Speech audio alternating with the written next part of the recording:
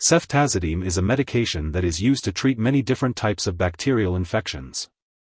This medicine is in a group of drugs called cephalosporin antibiotics, and it works by preventing the bacteria from multiplying. It is important to take this medication exactly as prescribed by your healthcare provider and to complete the full course of treatment, even if you start to feel better. The dosage of ceftazidime will depend on your medical condition and response to treatment. It is typically given by injection into a vein, and the frequency and duration of the treatment will be determined by your doctor. Be sure to follow your doctor's instructions carefully and do not miss any doses. If you have any questions about how to use ceftazidime or when to take it, be sure to ask your healthcare provider for more information. When using ceftazidime vial, it is important to follow your doctor's instructions for dosage and administration. The medication is typically given by injection into a muscle or vein every 8 to 12 hours, and the dosage is determined based on your medical condition and response to treatment. For children, the dosage is also based on their weight. If you are using this medication at home, it's crucial to learn all the preparation and usage instructions from your healthcare professional. Before using it, make sure to check the product visually for any particles or discoloration. If you notice either of these, do not use the liquid. It's also important to learn how to store and discard medical supplies safely. If you are using the frozen pre-mixed solution, you will need to thaw the bag at room temperature or in the refrigerator. If thawed in the refrigerator, let it sit at room temperature for at least 1 hour before using. Do not thaw by putting it in a water bath or microwaving it. After thawing, be sure to shake the bag well and squeeze it to check for leaks. If the bag leaks, discard the solution. It's important not to refreeze the solution after thawing. To ensure the best effect, it's important to use this antibiotic at evenly spaced times. Try to use it at the same times every day to help you remember. It's crucial to continue using this medication for the full time prescribed, even if your symptoms disappear after a few days.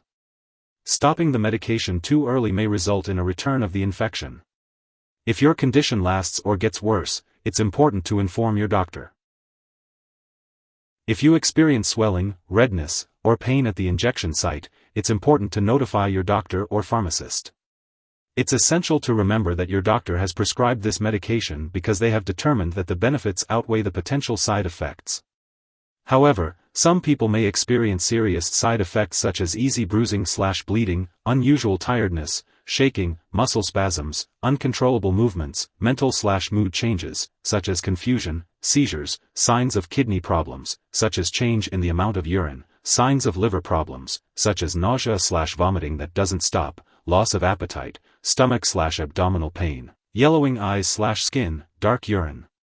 In rare cases, this medication may cause a severe intestinal condition due to a bacteria called C. difficile, which may result in symptoms such as diarrhea that doesn't stop, abdominal or stomach pain/cramping, and blood/mucus in your stool. If you experience these symptoms, do not use anti-diarrhea or opioid products as they may worsen the symptoms. Prolonged use of this medication may result in oral thrush or a new yeast infection, so it's important to contact your doctor if you notice any changes in your mouth or vaginal discharge. While a serious allergic reaction to this drug is rare, it's crucial to seek medical help immediately if you notice symptoms such as rash, itching/swelling, especially of the face/tongue/throat, severe dizziness, or trouble breathing. If you experience any other effects not listed here, be sure to contact your doctor or pharmacist.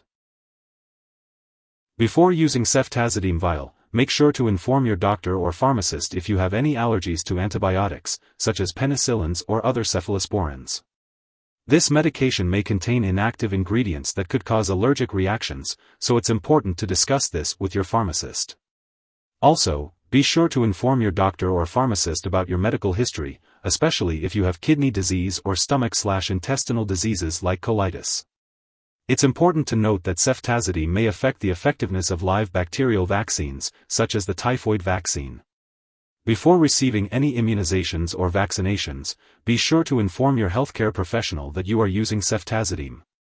Before undergoing any surgery, make sure to inform your doctor or dentist about all the medications you are using, including prescription drugs, non-prescription drugs, and herbal products. If you are pregnant, be sure to inform your doctor before using ceftazidime. Additionally, if you are breastfeeding, it's important to consult your doctor before using this medication, as it does pass into breast milk in small amounts. When taking ceftazidime vial, it's important to be aware of potential drug interactions that could affect how your medications work or increase your risk for serious side effects. It's important to keep a list of all the products you use, including prescription/non-prescription drugs and herbal products, and share it with your doctor and pharmacist. Do not start, stop, or change the dosage of any medicines without your doctor's approval. Additionally, ceftazidime vial may interfere with certain lab tests, such as certain urine glucose tests, which could potentially cause false test results. It's crucial to ensure that lab personnel and all your doctors are aware that you are taking this medication. If someone has taken too much ceftazidime and is experiencing severe symptoms such as fainting or difficulty breathing, it is important to seek immediate medical help by calling 911 or contacting a poison control center.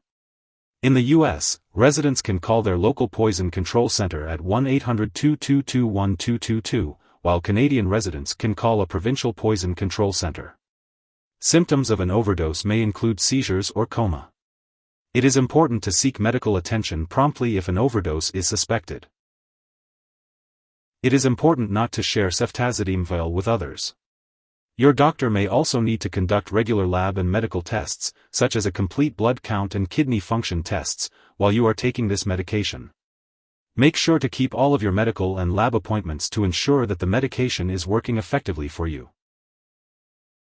Make sure to take the medication exactly as prescribed by your doctor. If you happen to miss a dose, consult your healthcare provider for guidance on when to take the next dose. It is important not to take a double dose to make up for the missed one. Be sure to follow the product instructions and consult your pharmacist about how to store ceftazidime vial. It's important to keep all medications out of reach of children and pets. Never flush medications down the toilet or pour them into a drain unless specifically instructed to do so. When ceftazidime vial is expired or no longer needed, be sure to properly discard it. You can consult your pharmacist or local waste disposal company for guidance on how to do this. If you need more help, call your doctor for medical advice.